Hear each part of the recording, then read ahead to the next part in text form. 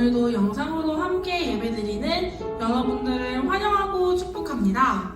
예배를 시작하기 전 잠시 기도드리고 청년부 예배를 시작하겠습니다. 사랑의 하나님, 오늘도 예배의 시간을 잊지 않고 불러주셔서 감사드립니다. 함께 모여 예배드리지 못하는 이때에 우리가 예배를 소홀히 하지 않길 소망합니다. 영상 예배가 보는 예배가 아닌 함께 드리는 예배, 주님과 소통하는 예배가 되길 원합니다. 이 시간 우리의 예배를 주님께 드립니다. 마치는 순간까지 함께 해주실 것을 믿으며 예수님의 이름으로 기도드립니다. 아멘. 이 시간 내 영혼은 안전합니다. 찬양 드리시겠습니다.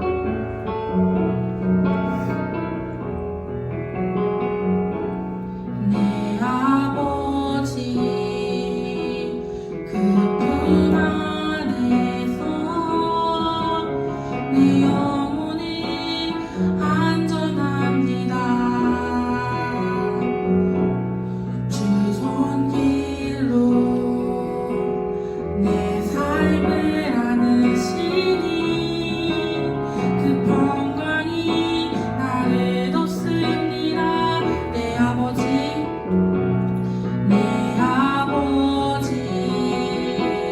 그 품 안에서 내 영혼이 안전합니다. 주 손길로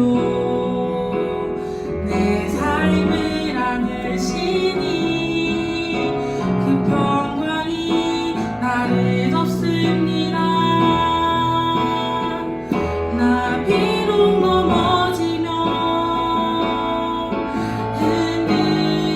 흔들리지만 주 내 안에 거하며 나를 붙드시니 내 생각을 주께로 돌리고 주시는 평강의 옷을 입습니다.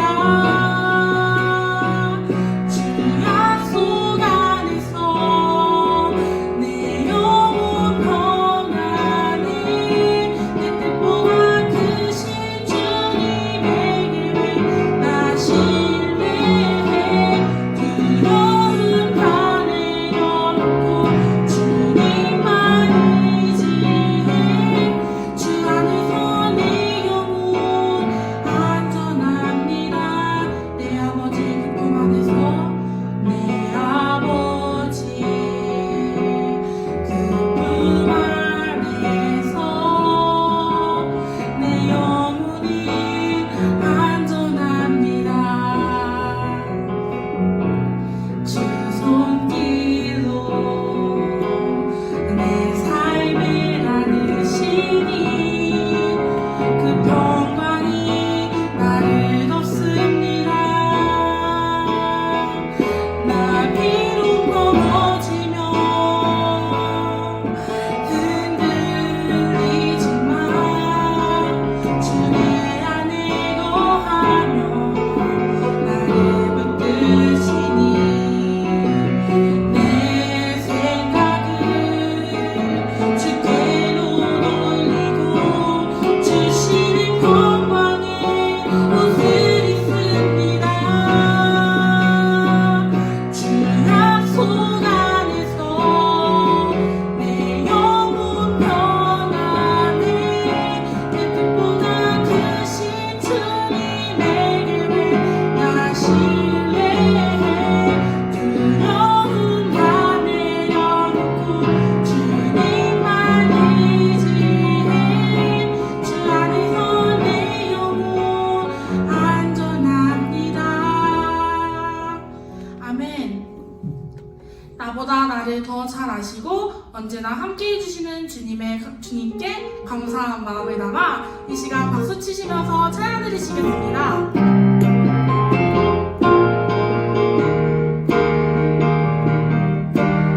나보다 나를 잘 아시는 주님, 내가 주를 떠나 어디로 가겠나이까. 나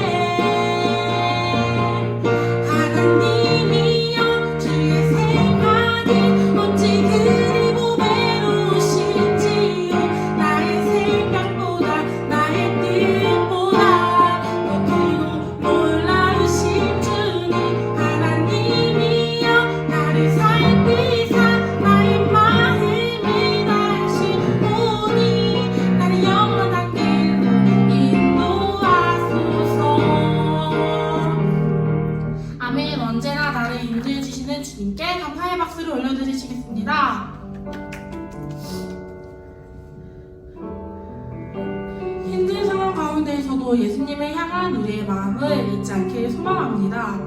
나의 한숨을 찬양의 마음으로 바꿔주시는 주님께 감사하며 다 같이 찬양 드리시겠습니다. 고달픈 삶의 은혜도 무뎌지고 곧 사라질 것에 내 맘 두네. 헛되고 헛된 것들을 바라보며 그 은혜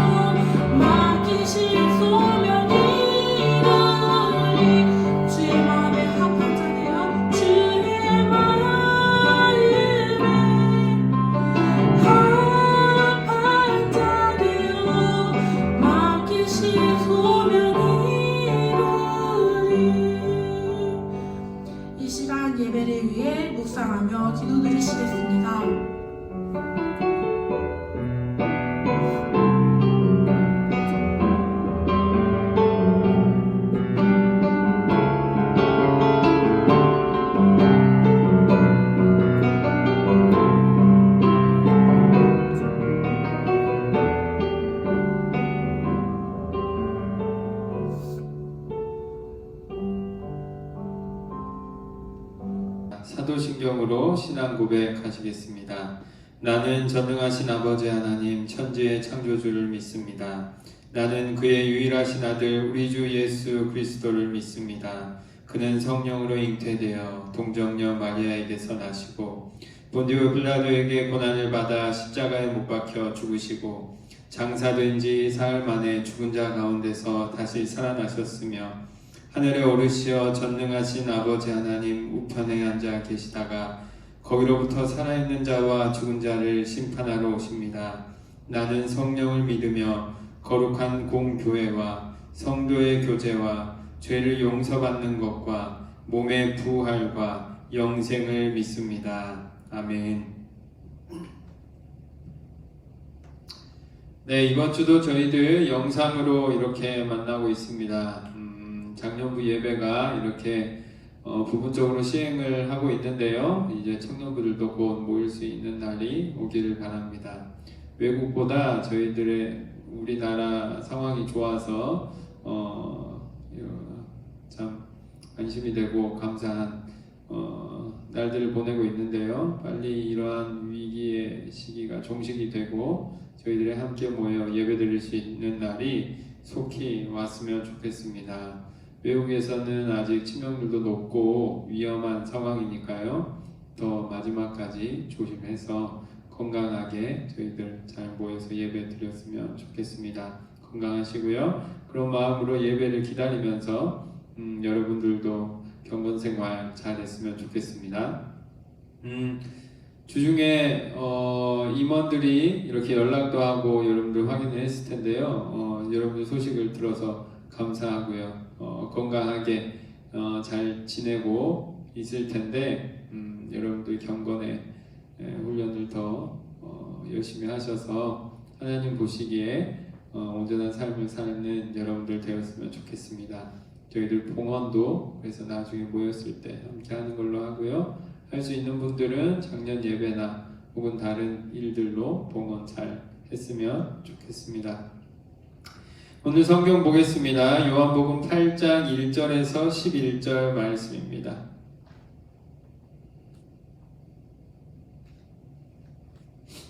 요한복음 8장 1절에서 11절 말씀입니다. 요한복음 8장 1절에서 11절 제가 읽겠습니다. 예수는 감람산으로 가시니라. 아침에 다시 성전으로 들어오시니 백성이 다 나아오는지라. 앉으사 그들을 가르치시더니 서기관들과 바리새인들이 음행 중에 잡힌 여자를 끌고 와서 가운데 세우고 예수께 말하되 선생이여 이 여자가 간음하다가 현장에서 잡혔나이다. 모세는 율법에 이러한 여자를 돌로 치라 명하였거니와 선생은 어떻게 말하겠나이까? 그들이 이렇게 말함은 고발할 조건을 얻고자 하여 예수를 시험함이로라.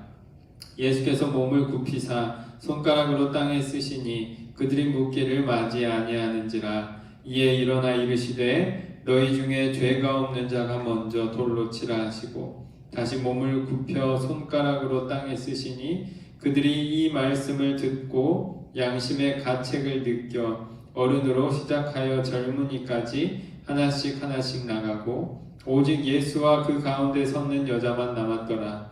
예수께서 일어나사 여자 외에 아무도 없는 것을 보시고 이르시되 여자여 너를 고발하던 그들이 어디 있느냐? 너를 정죄한 자가 없느냐? 대답하되 주여 없나이다. 예수께서 이르시되 나도 너를 정죄하지 아니하노니 가서 다시는 죄를 범하지 말라 하시니라. 아멘. 기도하겠습니다. 하나님 감사를 드립니다. 저희들 부족하지만 이렇게 말씀 앞에 모입니다. 하나님 저희들 분주한 가운데에서도 말씀을 마음판에 기억하며 새기며 살아가는 자들 되게 하여 주시고 말씀 앞에 모이는 시간을 더욱 소중히 여기며 하나님 앞에 예배드리며 예배하는 마음으로 살아가는 저희들 되게 하여 주시옵소서. 그러한 마음으로 말씀 앞에 섰사오니 인간적인 것들 잘 잊혀질 수 있게 도와주시고 하나님이 원하시는 말씀의 메시지가 저희들 마음판에 잘 기억될 수 있도록 함께하여 주시옵소서. 예수님의 이름으로 기도드립니다. 아멘. 네, 오늘 말씀은 교회 안 다니는 사람들도 잘 아는 내용인데요. 설교하기가 참 어려운 말씀이기도 합니다. 다시 한번 나눠서 읽어보겠습니다. 네, 요한복음 8장 1절입니다. 다 각각 집으로 돌아가고 예수는 감람산으로 가시니라. 예수님께서 감람산으로 갔다가 2절 읽습니다. 아침에 다시 성전으로 들어오시니 백성이 다 나아오는지라 앉으사 그들을 가르치시더니 아침에 성전으로 다시 돌아와서 수많은 사람들 앞에서 예수님이 가르치십니다. 3절에서 5절입니다. 서기관들과 바리새인들이 음행 중에 잡힌 여자를 끌고 와서 가운데 세우고 예수께 말하되 선생님이여 이 여자가 간음하다가 현장에서 잡혔나이다. 모세는 율법에 이러한 여자를 돌로 치라 명하였거니와 선생은 어떻게 말하겠나이까. 아멘. 그래서 서기관들과 바리새인들이 음행 중에 잡힌 여자를 끌고 와서 어떻게 해야 되냐? 율법에서는 돌로 쳐 죽이기로 되어 있다. 율법을 지켜야 되지 않겠느냐? 어떻게 말하겠느냐? 라고 예수 앞에 예수님을 시험하는 내용이 나옵니다. 6절입니다. 그들이 이렇게 말하면 고발할 조건을 얻고자 하여 예수를 시험함이로라. 요한복음의 특징 가운데 하나가 이렇게 해설이 중간중간 들어갑니다. 그들의 마음을 쓸 수는 없잖아요. 근데 그 마음에 대한 혹은 예수님의 의도에 대한 해설이 이렇게 들어갑니다. 고발할 조건을 얻으려고 예수님 앞에 음행한 여자를 데려왔더라 라는 것을 알려주고 있습니다. 6절에서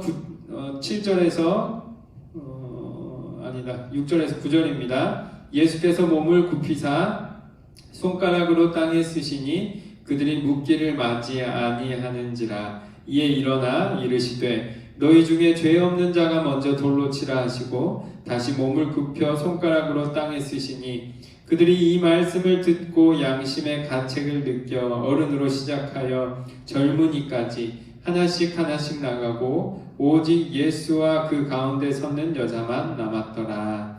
예수님이 땅에 글을 썼더니 그 글을 본 수많은 사람들이 주저하고 예수님께 나아가지 못하고 돌을 던지지 못하고 있습니다. 그래서 예수님이 이야기하는 거죠. 죄 없는 자만 이 여자를 돌로 쳐라 했더니 어른부터 아이들까지 다 그냥 흩어져 버렸더라 라는 것이 오늘의 이야기입니다. 10절에서 11절입니다. 예수께서 일어나사 여자 외에 아무도 없는 것을 보시고 이르시되 여자여 너를 고발하던 그들이 어디 있느냐? 너를 정죄한 자가 없느냐? 대답하되 주여 없나이다. 예수께서 이르시되 나도 너를 정죄하지 아니하노니 가서 다시는 죄를 범하지 말라 하시니라. 아멘. 그래서 예수님께서 여인에게 이야기하는 거죠. 나도 너를 정죄하고 돌로 치지 않겠다. 그러니 돌아가서 다시 죄를 범하지 말라 라는 것이 오늘의 말씀입니다. 네, 너무나도 잘 아는 내용이지만 오늘 본문은 오용 혹은 남용 혹은 여러 가지 인용되는 일들이 많습니다. 특별히 어느 구절이냐? 너희 중에 죄 없는 자가 먼저 돌로 치라. 이 내용을 많이 인용하곤 합니다. 인터넷에 검색해보면 알겠지만 수많은 사람들이 웹툰이나 혹은 문학적인 작품들이나 혹은 내용들에서 나오는데요. 제가 봤던 중요한 기억에 남는 일화가 뭐냐? 전당대회, 정치인들이 전당대회 할 때 수많은 사람들이 이렇게 자기가 당선되기 위해서 경선을 거치는 과정에서 상대 후보의 잘못과 실수와 잘못을 이렇게 드러내잖아요. 그러면은 이제 교회 다니는 분인가 봐요. 제가 말하기 힘들거나 싫거나 어려운 분이 이렇게 하는 거죠. 누가 나에게 돌을 던지냐? 누가 나에게 돌을 던질 수 있겠냐? 이런 문제 가지고 하면서 오늘 본문을 간접적으로 인용하는 거죠. 죄 없는 자만 나에게 돌을 던지고 나를 심판해라. 다들 이 정도의 잘못은 하지 않았냐? 그러니 그걸로 나에게 흠을 잡을 생각하지 마라 라는 말을 이것을 오늘 성경을 근거로 인용하곤 합니다. 오늘 본문이 그 정도로 유명한 본문이고 그 정도로 오해될 수 있는 본문이라는 거죠. 오늘 본문을 보세요. 예수님께서 이렇게 말하는 거죠. 죄 없는 자만 돌로 치라 라는 거죠. 너희 중에 죄 없는 자가 먼저 돌로 치라 라는 거죠. 죄 없는 자가 돌로 치라는데 하나님의 말씀에 처음부터 끝까지 모든 사람에 대해서 생각할 때 사람이 죄가 있는 존재입니까? 죄가 없는 존재입니까? 죄가 있는 존재란 말이에요. 그러니 이 말을 어디에 써도 무조건 쓸 수 있는 거예요. 특히 누가 잘 쓸 수 있느냐? 잘못한 사람이 쓸 수 있는 거예요. 내가 잘못했을 때 가장 쉽게 이 말을 들을 수 있지 않겠어요?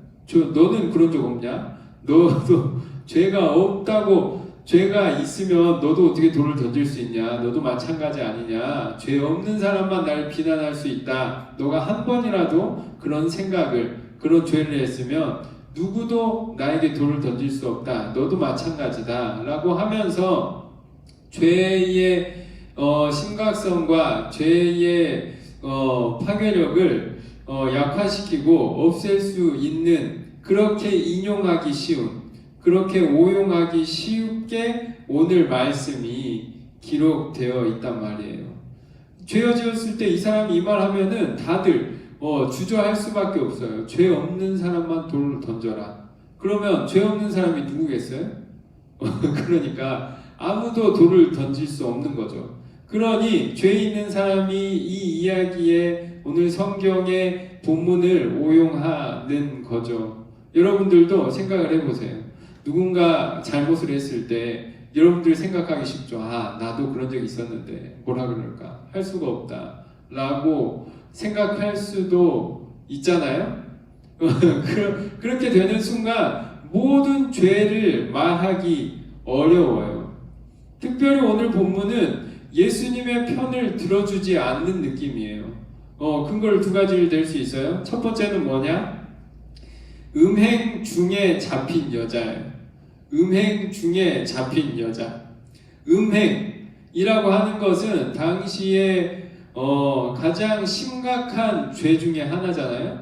요즘하고는 느낌이 다르단 말이에요. 요즘 부부의 세계 엄청나게 인기잖아요. 제가 보고 있는데 막 욕이 나와 속으로.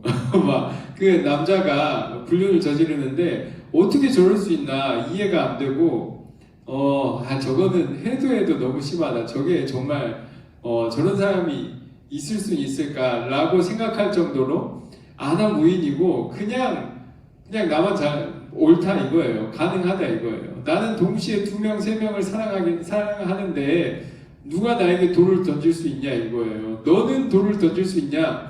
그래서 그 작중의 친구인 남자 주인공의 친구에게 덫을 준비해가지고 함정에 빠지게 하기도 하고 하는 내용들이 나옵니다. 오늘날 음행과는 뭐 어떻게 생각할 수 있나 모르겠지만 어쨌든 최악의 죄라고 할 수 있는 거예요. 여러분들이 더 심하게 분노하는 것은 돈의 문제니까 500억 뭐 1조를 이렇게 꿀꺽했다. 용서할 수 있어요 없어요? 음행 중에 잡혔다라고 하는 것은 그 정도의 파괴적인 죄예요. 음행 소문이 있는 여자가 아니라 음행했다고 하는 사람이 아니라 음행 중에 잡힌 여자예요. 그러면은 여지가 있어요 없어요? 여지가 없는 거예요. 예수님의 편을 들고 싶으면 여기에서 음행 중에 잡혔다고 하는데 소문이더라 라고 해설을 붙일 수도 있고, 음행 중에 잡혔다고 하는데 그것은 여인의 뜻이 아니라 남자의 폭력적인 성폭행이었다더라 라고 뭐 여러가지 여지를 둘 수도 있어요. 당시에는 모든 죄를 여자에게 씌우기가 쉬웠기 때문에. 그래서 여러가지로 예수님의 편을 들고자 하면 여지를 둘 수 있었단 말이에요. 근데 오늘 음행 중에 잡힌 여자, 이 여자 여지가 없어. 남자도 아닌 여자에다가 당시에는 여인을 남성보다 더 인간으로 생각하지 못하는 시대였기 때문에 여인이다, 여자였다, 그리고 음행을 했다, 게다가 음행 중에 잡혔다. 여지가 있어요, 없어요? 아무 여지가 없어요. 여지가 없이 제대로 죄를 지은, 당시에 가장 더럽다고 생각하는 죄를 지은 사람이에요. 이 죄를 지은 사람, 빼도 박도 못하는 죄인, 그리고 그 죄도 작은 죄가 아닌 거대한 죄를 지은 죄인, 게다가 그 죄인을 죽이는 것이 당연하다고 생각할 수 있는 죄인이었단 말이에요. 예수님이 그 사람 편을 들어버려요. 오늘 본문은 그래서 충격적인 겁니다. 게다가 하나를 더 들 수 있는 거예요. 오늘 본문 말씀에 예수님이 이렇게 손가락으로 땅에 뭔가 기록을 합니다. 오늘 본문에 그 기록을 드러내주질 않아요. 예수님의 편을 들기 위해서는 제가 생각할 때 그 기록이 뭔지를 알려주면 좋을 것 같아요. 예를 들면 이제 제가 큐티하고 묵상하는 가운데 여러분들과 이야기를 했었어요. 예전에 어떤 목사님은 무슨 글을 썼을까 묵상하다가 그 사람 한 명 한 명의 죄를 거기에 썼을 거다. 그러니까 오늘 본문에 그 사람들이 말하지 못하잖아요. 나서서 대들지 못하잖아요. 왜냐? 예수님이 땅에 그 사람들 한 명 한 명의 죄를 써버렸기 때문이다 라고 해석할 수도 있고, 또 어떤 사람은 율법을 하나하나 기록했는데 그 율법을 온전히 지키지 못한 사람들이 양심의 가책을 느꼈을 것이다 라고 생각할 수 있고, 저는 생각해 봤어요. 예수님 뭘 쓰면 예수님 편을 들어줄 수 있을까? 이 여성의 일대기를 썼으면 저는 좀 봐줄 여지가 있지 않을까 생각해요. 예를 들면 이 여성이 소설을 쓰는 거죠. 제가 이 여성이 그 당시에 부모가 없이 고아로 태어났어요. 웃지 마세요. 고아로 태어나가지고 이 사람이 태어나자마자 아무것도 가진 거 없이 태어나서 길거리에서 자랐어.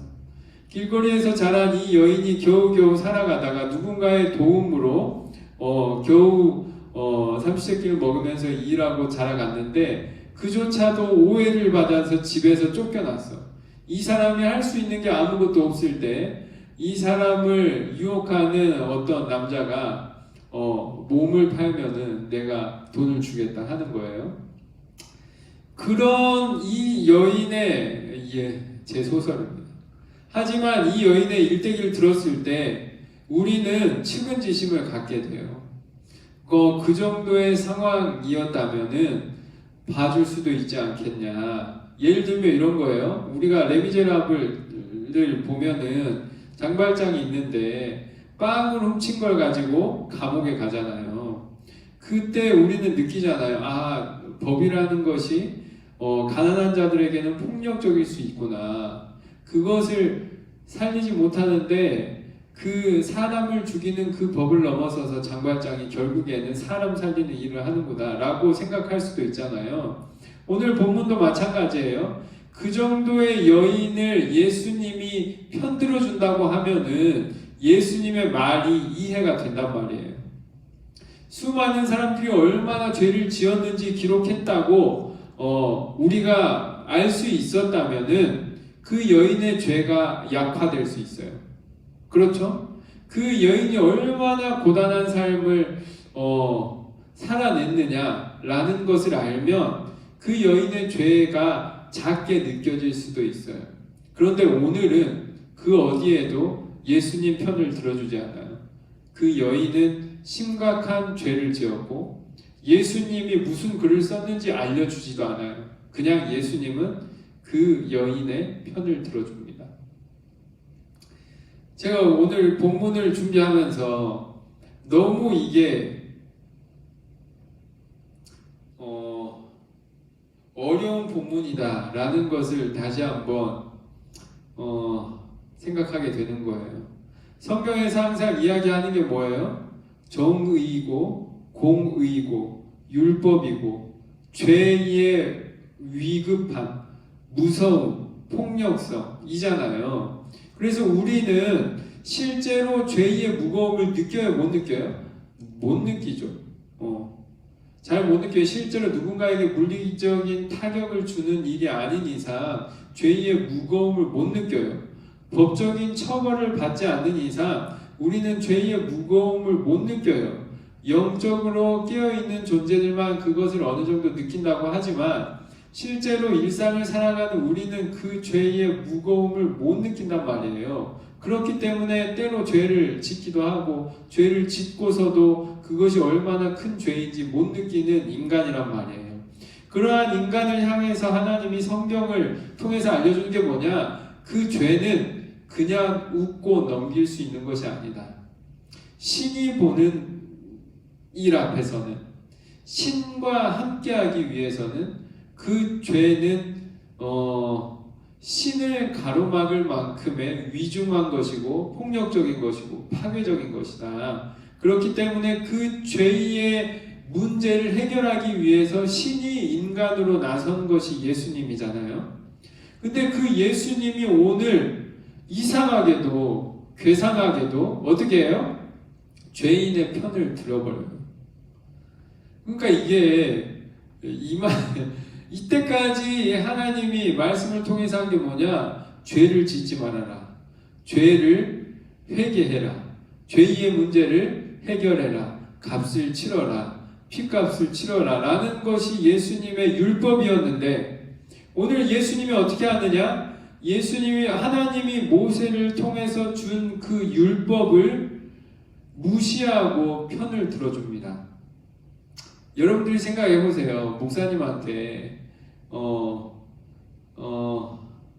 내 남편이 바람을 폈어요 하는데 목사님이 남편 편을 들어줘. 그것처럼 욕 나오는 일이 어디 있어요? 누군가가 나에게 폭행을 취했는데 목사님이 때린 사람 편을 들어주면 어떡해? 에? 이해가 돼요? 오늘 본문은 이런 거죠. 율법을 어긴 사람 편을 들어주면 어떡해? 예수님이. 그렇다면 예수님이 왜 그렇게 했는지 이유라도 써주면 다행일 텐데 오늘 본문은 써주지 않습니다. 예수님은 그냥 여자의 편을 들어줍니다. 왜 들어줬는지도 나와 있지 않아요. 그것이 오늘 본문이 우리에게 알려주고자 하는 겁니다. 그래서 저는 묵상하는 거죠. 도대체 무엇을 말하고자 예수님이 이렇게 공격적으로 파괴적으로 죄인을 편들었을까? 예수님이 우리에게 말하고자 하는 바가 뭘까? 율법을 무시할 정도로 편을 들어주는 이유가 뭘까? 라는 거죠. 오늘 본문이 보세요. 서기관들과 바리새인들은 빼도 박도 못하는 딜레마의 상황으로 예수님을 끌고 들어가는 거예요. 이 여인을 살리자고 하면 율법을 어긴 거고 이 여인을 죽이자고 하면 로마법을 어긴 거예요. 나중에 예수님이 십자가 처형을 당할 때 그들이 말하잖아요. 이 사람이 죄 지은 바가 없다. 뭐예요? 로마법을 어긴 게 없는 거예요. 그 예수님을 처형하기 위해서 지금 계속 바리새인들과 서기관들이 노력하는 게 뭐예요? 로마법을 어기게 하려는 거예요. 율법을 가지고 와서 로마법을 어기게 하려는 거예요. 그래서 어떻게 해요? 너가 율법을 하나님의 사람이라고 하면 율법을 하나님의 말씀으로 알고 하나님의 가르침을 알고 그것을 지켜야 할 텐데 여기 음행 중에 잡힌 여자가 있다. 어떻게 해야 되냐? 말해봐라. 너가 말하는 순간 너는 율법을 어기든지 로마법을 어기는 게 된다. 사람을 처형하는 것은 당시에 유대인들은 로마의 식민들이었기 때문에 식민지 사람들이었기 때문에 자기들이 법을 집행할 수가 없어요. 사형을 집행하려면 누가 해야 돼요? 로마인들이 로마 재판장이 총리가 해야 되는 거죠. 그런데 예수님이 여기에서 그것을 심판하면은 로마법을 어긴 게 되는 겁니다. 그래서 이 예수님을 시험하는 거예요. 살려야 되냐, 죽여야 되냐. 살릴 거면 율법을 어긴 거고 죽일 거면 로마법을 어긴 거다. 예수님은 이때 율법을 어기게 되는 겁니다. 성경 레위기 20장 10절에도 나와 있고 신명기 22장 22절에도 나와 있고 음행한 여인을 돌로 쳐 죽이는 게 당연하다고 기록되어 있는 율법을 예수님이 어기고 여인을 살려줍니다. 제가 묵상할 때 예수님이 말하고자 하는 바는 하나로밖에 들리지 않아요. 뭐냐?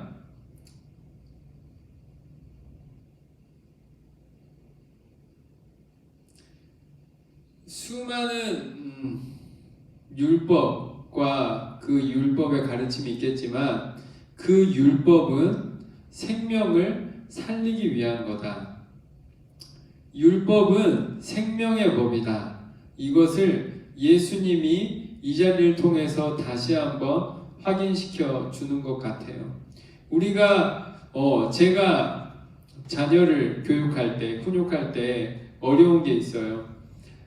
자녀를 혼낼 때 너 이렇게 했으니까 이렇게 몇몇 세대다, 몇몇 두 대다, 아니면은 맛있는 걸 못 먹는다. 뭐 이런 여러 가지를 통해서 자녀를 교육하는데 항상 제가 고민하는 게 있어요.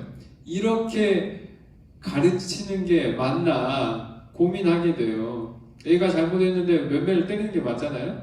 그런데 몇몇을 때리면 얘가 결국에는 더 나아질까 안 나아질까? 애가 이거 만약에 오늘 글씨 쓰기를 안 했어요. 그러면은 과자를 안 줘. 그러면은 얘는 공부하는 것을 과자 먹는 것으로 배울 텐데 이렇게 교육하는 게 맞나 틀리나 고민하게 되는 거예요.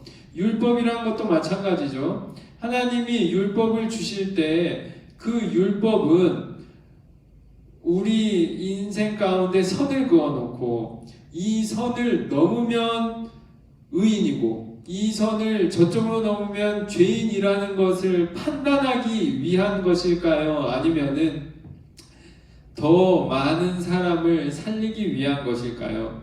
라고 생각할 때 오늘의 바리새인들과 서기관들은 율법을 판단의 기준으로 삼습니다.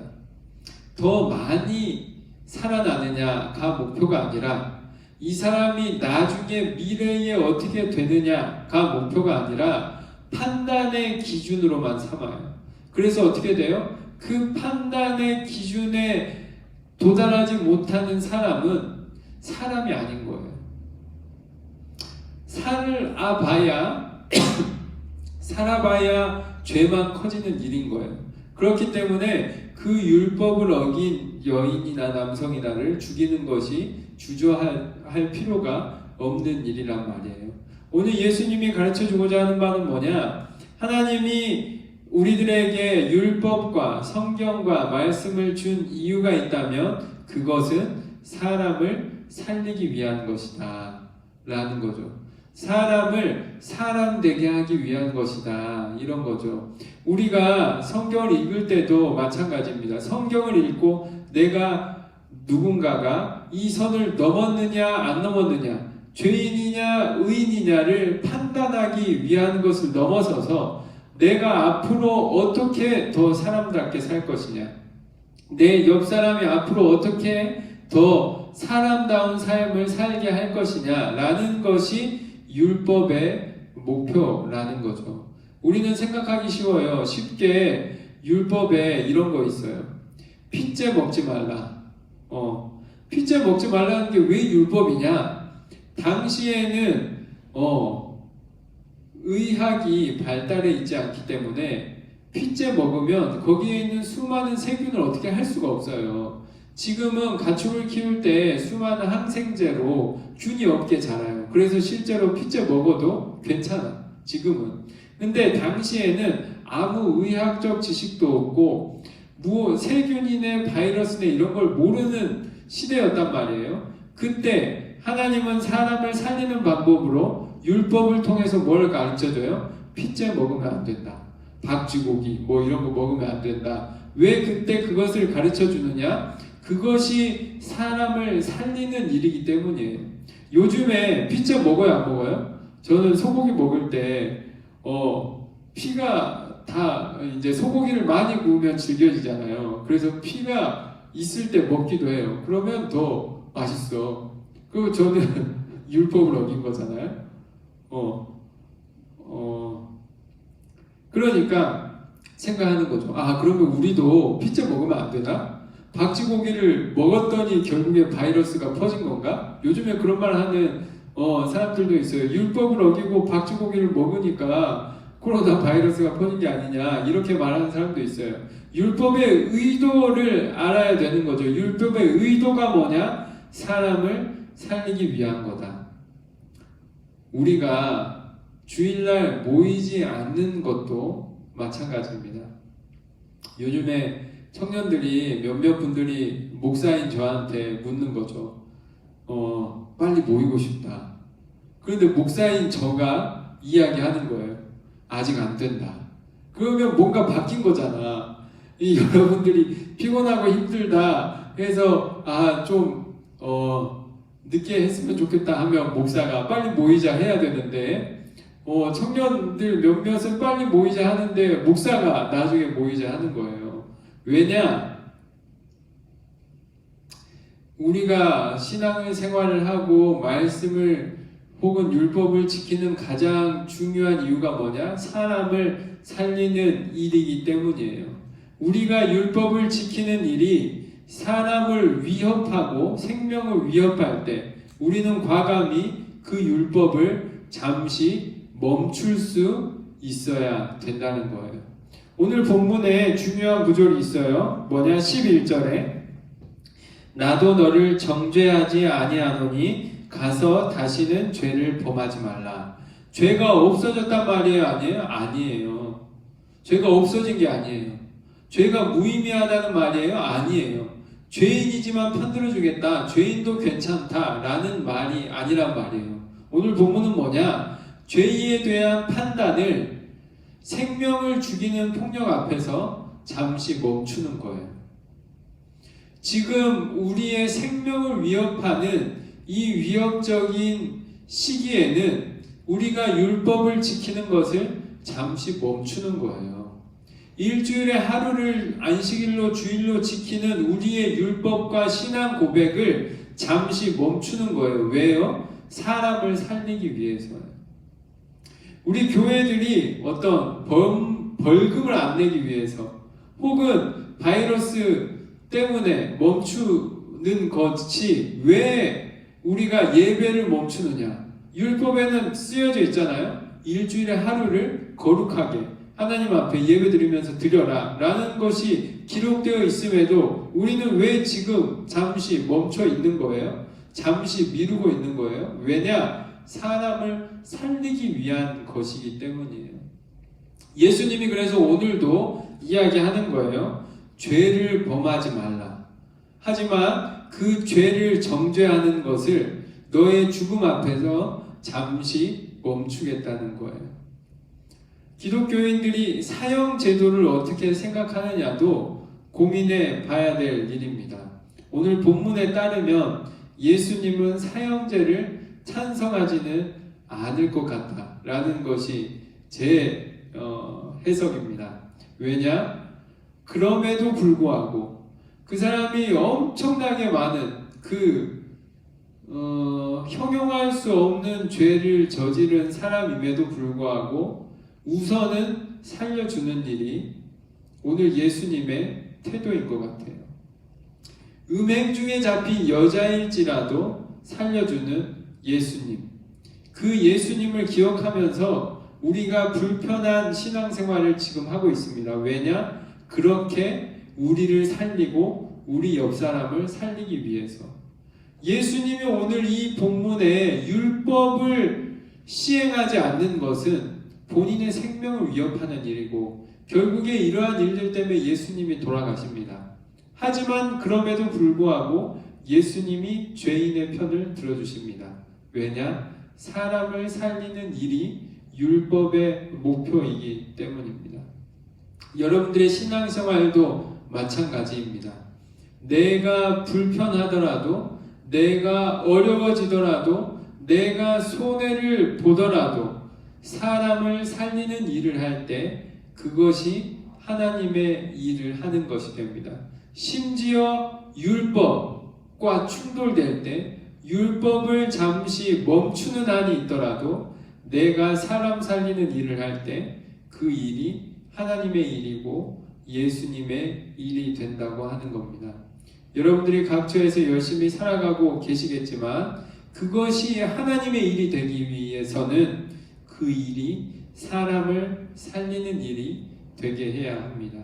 여러분들이 많은 더 안정적인 삶을, 더 많은 것을 누리면서 살아가는 삶도 중요하지만 그 삶이 누군가의 생명을 살리고 누군가에게 도움이 되는 일이 될 때 여러분들의 삶이 하나님이 기뻐하시는 삶이 된다는 것을 잊지 않고 한 주간 살아가시는 여러분들, 그래서 하나님의 칭찬을 받는 여러분들 되시기를 간절히 빕니다. 기도하겠습니다. 하나님 아버지, 감사를 드립니다. 율법을 어기면서까지 저희를 살려두시는 하나님의 은혜를 다시 한번 생각합니다. 우리는 쉽게 의인이라고 자처하고 우리는 쉽게 저 사람을 죄인이라고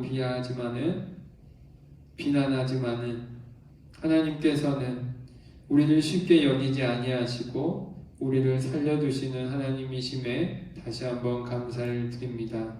그 사랑의 은혜를 의지하여 저희들 하루하루 살아가게 하여 주시고 우리들의 삶이 그저 나 하나만을 위한 삶이 아니라 내 옆 사람, 특별히 어려운 사람을 살려내는 일에 앞장서게 하시고 그러한 사람들에게 도움이 되며 그러한 사람을 일으키는 삶으로 살아내는 저희들 되게 하여 주시옵소서. 특별히 지금처럼 서로에게 어려움이 될 수 있을 때 더 손해를 보더라도 더 서로의 생명을 위해서 조심할 수 있게 도와주시고 함께 살아가는 일에 앞장서는 저희들 되게 하여 주시옵소서. 특별히 우리 청년부와 교회가 그러한 일에 앞장서서 이 세상에 생명의 말씀을, 생명의 율법을 전하는 일에 앞장설 수 있도록 하나님 힘과 지혜를 더하여 주시옵소서. 그러한 결단하는 청년들에게 축복의 기도를 나눕니다. 지금은 우리 주 예수 그리스도의 은혜와 아버지 하나님의 극진하신 사랑과 성령의 교통하심이 사람을 사랑하고 살리는 일에 애쓰기를 다짐하는 청년들의 삶 가운데에 이제로부터 영원토록 함께 계시기를 간절히 축원하옵나이다. 아멘.